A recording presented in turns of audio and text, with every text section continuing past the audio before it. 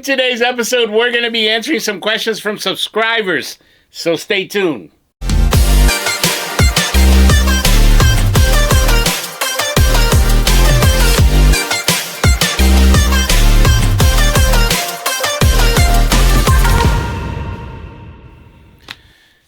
Guys, welcome to the Mr. Bubbles channel, where we dish out awesome pressure washing business advice to beginners. I got another great episode for you guys.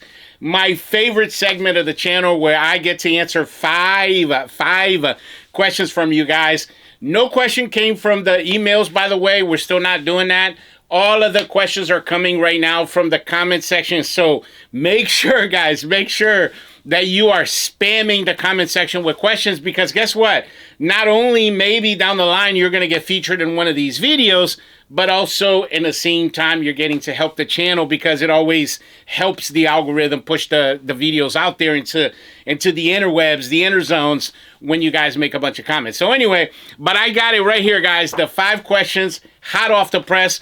And I was thinking about this too the other day, why I like this segment so much. And what it is this. Oh, and by the way, I made this announcement in the last video. We used to do this once a month. Now we're doing it twice a month. You guys keep pushing these videos, and I might even do this 3 or 4 times a month if you guys like that. Oh, and let me know in the comment section, by the way. But yeah, I was thinking about it, guys, and what it is this. What I really like about this segment is, one, I get to feature you guys, so that's always awesome. But number 2, you guys ask such amazing questions that really kind of gets me thinking, because the main purpose of the Mr. Bubbles channel, since we're a how-to channel, is to teach you guys a lot of problem solving, right? So how to deal with things when, you know, out in the field, when things break down or things go wrong. And, you know, I have to look back in my career. I've been through so many things, guys, and sometimes it's hard to remember specific things that happen to teach you guys. Or if I'm doing a specific video, it's, you know, that thing is not really relevant to the video at hand. But what's great about these type of videos is you guys really make me think about, like, my career in the past, and you guys ask such amazing and interesting questions. So this is one of those things that it's not only great for you guys, but it's also good for me, because it really just challenges me to look back at my career and come up with, you know, some amazing content for you guys like that, because I really want to help you guys learn how to troubleshoot things in the field, learn how to problem solve. As a matter of fact, guys, problem solving is one of the main skills you're going to have to develop and become really good at if you're going to, you know, succeed in a pressure washing business. But anyway, here we go, hot off the press, guys. Just like we always do, we're going to put the handle of the person that left the question, and then we're gonna try the best that we can to answer these questions. So let's go.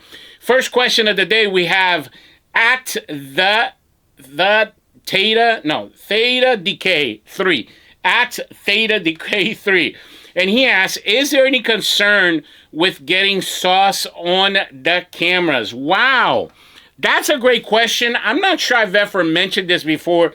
You guys have seen tons and tons of my house wash videos, where, you know, we do a lot of home and plant protection. As a matter of fact, that's part of our, you know, Mr. Bubbles house washing system. However, you've seen from the videos, we never tape up the cameras up high.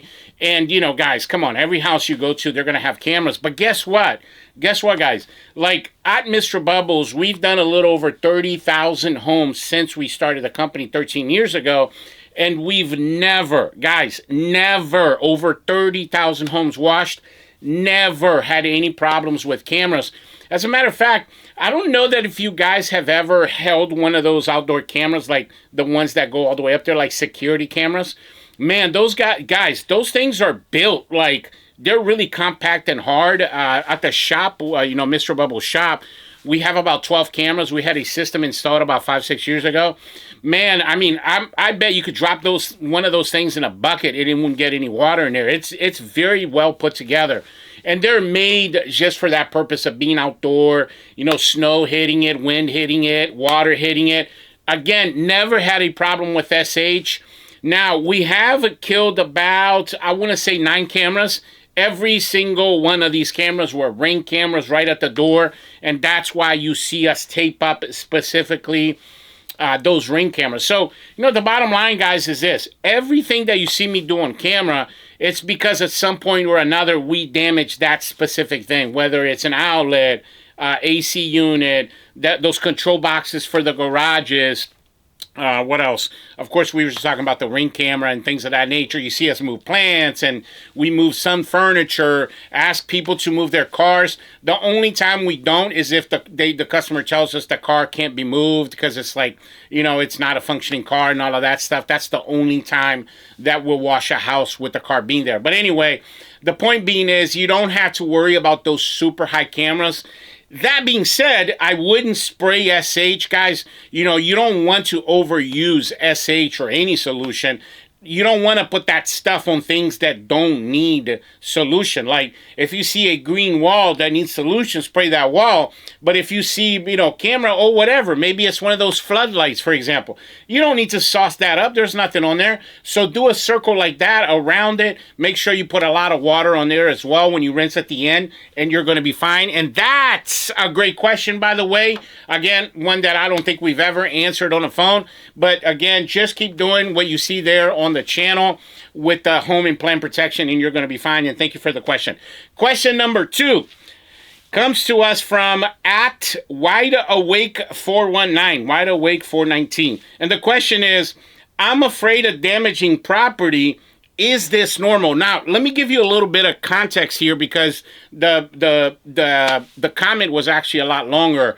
What he was saying is that he really wants to start a pressure washing business, but he's a little bit hesitant. He doesn't want to go out there and damage people's things, and he wants to know if what he's feeling is normal. The answer to that, guys, is absolutely. It's something I went through. I bet it's something that a lot of you guys listening to me right now are going through. And here's the thing, guys, I'm going to be the first one to tell you that you can't live your life in fear, right? This is just me. I'd rather do something and make a mistake than not do it at all and then live with the regret for the rest of my life. You see what I'm saying? Because you get to a certain age where it's just too late to do certain things, right? And this is a physically demanding job. So, you want to jump on it as quickly as you can. And you guys well know this since you've been watching my channel from the beginning, that everything I've learned through the process of elimination. What does that mean? It means that I did it the wrong way first for me to get to how to do it the right way. And the great advantage of my channel, guys, is that it's a true health channel, right? Like the Mr. Bubbles channel is a power washing academy. Really, it's like going to trade school, and we're teaching you everything from how to build your own rig, how to do a tune-up on your pressure washer. Guys, like on my builds, you see how we do that, how to build a professional rig. You know how many pumps I had to fry? 9, by the way. 9 pumps I had to fry before I had to learn how to build a system the right way. And I had to make mistakes out there with killing plants, learning how to wash a roof the right way. We recently did a roof washing video. We teach you about, everything there is to know about soft washing and doing that procedure properly. So the bottom line is, if you watch the channel, and not just watch, but you binge watch the channel, watch several videos over and over again, take notes, and then you go out there and you practice. I'm not going to sit here and say you're never going to make a mistake, because you are your own person and you might make mistakes that I never did. But guys, it's going to be not to the level of the mistakes that I made, for example, because you're watching, for example, Mr. Bubbles house washing system. Well, I created that system because of a bunch of mistakes that I made. You're watching how to wash concrete. Well, we made a bunch of jobs out there that didn't look so good for us to get to that process. You guys get to watch that and not make those mistakes. For example, we did a series. It's episode 140 to 150. I recommend you watch that. Watch every episode 2-3 times. Every one of those episodes, like 50 minutes, 1 hour long, house washing video, one after another. That's why it's a series. And if you go out there and you practice exactly what I'm preaching to you, you do it exactly like how I show you, man, you're going to really be coloring inside of the box. The chances of you making a mistake is going to be very minimum. And again, we talked about fear. you know, don't let fear dominate you. Don't let fear decide and make your decisions for you. Just go out there, start part-time. That's how I did it, by the way. You know, I've talked about this a lot. I used to be a grocery store manager. That was my career. And then on my days off, I did pressure washing for 2 years as well, we called it a part-time job back then, but now the young kids call it a side hustle. But yeah, I did it as a side hustle. And then when it got to the point where my pay was basically the same as my side hustle pay, that's when I quit and I came full-time to this. And there's a lot of things that you're going to learn along the way. But again, that's why I'm here, guys, to teach you how not to make the mistakes that I made. But that's a great question, by the way. Question number 3 comes to us from All Coast Lawn and Pressure Washing. And the question is, how long do you need, hold on a second, how long do you think SH will last outside? That's a great question. One I don't think also I've ever addressed on my channel. Now, it was also part of a longer comment there. He was asking specifically about cold weather, but whether it's cold or hot, I'm going to address this topic right here. So, SH, guys, sodium hypochlorite, when you leave it outside, you're going to lose about half. Of course, it's not like written in stone that this is going to happen, but more or less, you're going to lose about half of the strength of that solution per week, okay? So, for example, when I first started my business, and I'm sure a lot of you guys do this, you still buy your SH like a Walmart or Home Depot or maybe a pool cleaning supply store, and you get those 1-gallon jugs. Well, guys, I used to have like 20 to 30 of those in the back of my truck. Well, guess what? If they're there for 2-3 weeks and the sun's beating on them, they go from that 12% to 11.5%, 11, 10.5%. Within 3 or 4 weeks, they're down to about 9.5%. And that's not strong enough to be able to effectively do house washes. Or even if you have it in those big containers like the 55-gallon ones, if the sun is hitting it, I mean, guys, it's going to lose its strength. So what I recommend you guys do is this. You only should get enough SH to last you that week. Okay, that's what we do at Mr. Bubbles. So I'll give an example. Let's say you go through 100 gallons of SH in a month. Okay, so let's break that down and say it's right around 25 gallons a week.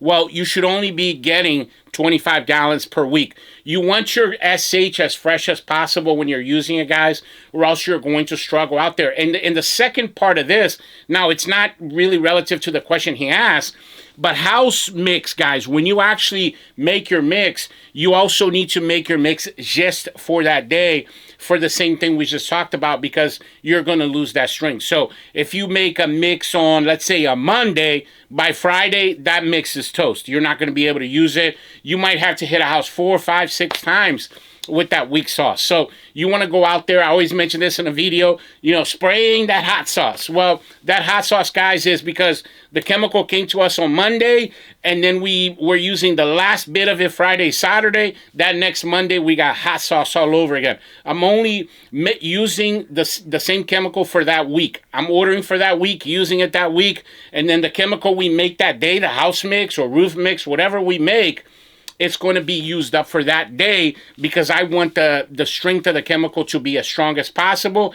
And then if you are having your SH outside, just cover it up. If you can put it inside your garage, or you can put it inside a storage shed, something like that, that's more ideal. What we do at Mr. Bubbles is I have a super, super thick like a tarp that I bought for about $260 online, and it keeps the sun from penetrating it. It's completely black on one side and gray on the other side, and we cover our SH with it. And I like to give you an example, because he was talking specifically about cold weather. Guys, our last order of SH in 2024 was on Thanksgiving week. We went through a couple 100 gallons that week, doing a lot of roof washing and soft washing out there. And then we had about, I want to say 250, maybe 200 gallons left over. And then we used a lot of that over the winter, right into about maybe like the second week of February, third week of February. So it lasted about 2 months. And I mean, the average temperature at that time was probably 20, I would say 30, 28 to 32, 33 degrees. So the cold weather did not affect it that much. The thing that affects SH the most in terms of losing its strength, again, is going to be your sunlight. So make sure that you keep that away from the sunlight. But that's a great question. Thank you very much. Now, before we get into questions number 4 and 5, let me tell you guys real quick about my business in a box. Guys, quick announcement. I've created a digital product called Mr. Bubbles Business in a Box. Check this out. Okay, so the Mr. Bubbles Business in a Box is actually a thumb drive that we're going to send to you guys to your physical address. And when you get this thumb drive, you're going to see a folder that's called Box in it. And then when you open it, you're going to see all of these files right here, guys, all of these folders. And guys, this thing has over 500 files, anything and everything I've ever created from my business. So all of the blueprints, training modules, documents, all of the things that you guys constantly email me about, you know, your pricing PDF, your for example, you know, your marketing blueprints, anything that you could need for your business is in here. That's why we call it a business in a box. One of the things that I really like about this is, guys, check out all of these pictures. So you have a total of 300 before and after pictures that you guys can add to your website and your Facebook and your Google My Business. And check this out. So there's a folder called Google SEO. And the pictures already have the SEO words in them. And this one photo right here has over 300. This specific folder has 190 pictures, but all in all, it's over 300 pictures. Look at some of these pictures, guys. Amazing before and afters pictures for you guys to be able to add to all of your social medias and whatnot. This is going to help you get a lot of customers. And of course, your edible postcards are on here. And then finally, you got training videos on here as well, guys. Like, for example, the video on how to optimize your Google My Business, the Mr. Bubbles. You got several videos. So they're like training modules. You got all the PDFs. The bottom line, guys, is this. This is going to help you with your business. So don't miss out. Make sure that you email us so you can get your business in a box today. In order to get your business in a box, you just got to hit the link in the description of this video. And I say this all the time on the channel, guys. The more you know, the more you grow. That's how come I decided to create this business in a box, because it has everything in there you need to be able to grow your business. And I really, really believe that this is going to be a game changer for you. Guys, you do not want to miss out on this one. There you have it, guys. Question number 4 comes to us from Philip Oliver 2106. And he asks, if you could start from scratch, would you replace all your 8.5 GPM machines with 10 GPM units, and why? Okay, so the question to that is very easy, actually. And I should say the answer to that question is very easy. And it's this. It's no, I would not do that. We do have one 10-gallon-a-minute machine right now in our lineup. And the reason why we have it is because we got 3 or 4 big commercial contracts where it actually is a big help when we're doing sidewalks. For example, we do a lot of HOA, so the entire sidewalks. We do a lot of post-construction cleaning. And that unit, that truck, that rig goes through all of those commercial jobs. Not the only commercial jobs that we have. But anyway, when you have that 10 GPM, it's great, guys. It's great for pushing a lot of water, especially when we're operating our 36-inch surface cleaner. You need a lot of water to push that guy. But anyway, so we noticed that, with your commercial jobs, you want something a little bit stronger. But I say all that to say this. Guys, about 80 to 90% of our work at Mr. Bubbles is residential, and 10 GPMs, 10 gallon per minute machines, absolutely overkill, guys. You do not need that for residential. As a matter of fact, if you're starting out and you have a 4-gallon-a-minute machine, that's going to be it. You're going to be able to do 3-5 jobs a week with that, no problem. 5.5 GPM machine. Guys, I mean, we've done thousands and thousands and thousands and thousands upon thousands. I would say easily 75% of our houses since we started our company has been done with a 5.5 GPM machine. We do not have any more of those in our lineup anymore. Now all we have is 8 GPM, 8.5 GPM or 10 GPM. And that's what I recommend for, when you get to a point where you're doing, let's say 2-3 jobs on a consistent basis every day, you're going to want something that pushes a little bit more water because it really cuts down on your rinse time. That's what we've noticed. Like soaping, it makes basically no difference, but you're cutting down, like let's say, I'm just using this as an example. Let's say on average, it takes you 20 minutes to rinse a house and the plants and all that.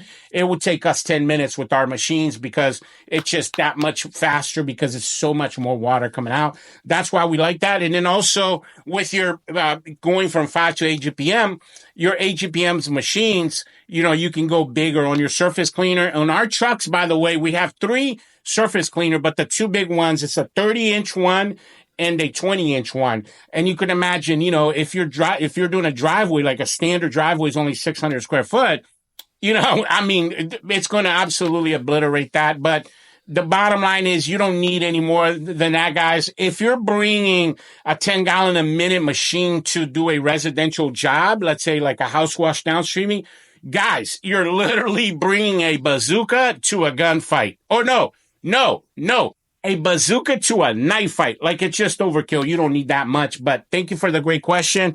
We are fine with our equipment just the way it is. And that's what I recommend for you guys as well. Question number 5 comes to us from at DJ Plank 13. DJ Plank 13. Are you using a remote downstreamer to cut on and off your solution? Okay, that's a great question. Again, I don't think I've ever brought this up because we do not use that. If a lot of my videos, guys, even if you go back to the Downstreaming series, you guys see that we actually walk to the truck and we take the siphon tube out of the chemical and we put it in the water. We put it in our buffer tank, right? Now, the reason why we do this, guys, it's not like I can't install one of those. It's not like I can't afford one of those. The reason for that being is I am not in the field full time. We have crews, we have employees. So we want to put systems in their hands that is not too complex. We don't like a lot of moving parts. We want things to be very simple. So what is simple to us? A hose reel, a buffer tank, a chemical tank, a machine, and about the only thing that's a moving part on there that you got to change on a consistent basis is going to be your downstream injector, right? Because those things will go bad anywhere between 6 to 9 months. Well, if you maintain it properly, it can go bad in like 2-3 weeks if you don't maintain it. And that's the second part to this question that I'm answering is the reason why we do that is because when you put your siphon tube in the water and we continue to run our soap tips, if you see my videos, guys, we have like a J rod that has 2 tips. It's a fan tip and a shooter tip. They both draw soap. So when we take the siphon tube and we put it in the water, we're still using our tips. So it's drawing water instead of chemical. It's drawing water. So now all of that chemical that was in a line, it gets rinsed. Our injectors get rinsed. Everything gets rinsed. And then guess what? We maintain our equipment longer. As a matter of fact, before I started this process, guys, of doing it this way, we used to sometimes go through an injector every couple of weeks. Sometimes we would go through 3 or 4 of them in a month. And then after we started doing this, I think I made a video about, well, not a specific video about this, but I mentioned this in one of my videos. Guys, we had one of our injectors last us 18 months since we started this new process. And I would say on average, it's right around 8-9 months now that we're getting out of one chemical injector. It's super annoying, guys, when you're out there and you're constantly having to change injectors because, that's O-rings, it's your quick connects and it's downtime. We don't want that. And we want to make sure you maintain your equipment because it's going to keep you on the road longer, making more money and so forth. But yeah, if you have one of those, that's awesome. If you're a solo operator, go ahead with your electric reels. Go ahead with your whatever, the bells and whistles that you like. That's fine if you're an owner operator. But, like I said, guys, we got crews out there and we just want to put simple systems in their hands because it creates less maintenance for us from the back end, but also it's a lot easier to train people on simple systems because it's not, not too many parts for them. And that's why we do that. But thank you for the great question on that. And again, guys, make sure that you absolutely spam the comment section with these awesome questions, because that's where I get all these ideas from, guys. And then also you're doing a lot there to help the channel when you do that as well. And I really appreciate you guys watching today's video, this pressure washing advice video. Make sure you stay tuned into the channel, guys, because we got great content for you right around the corner. But yeah, thanks for watching, and I'll catch you guys on the next one. Bubbles out.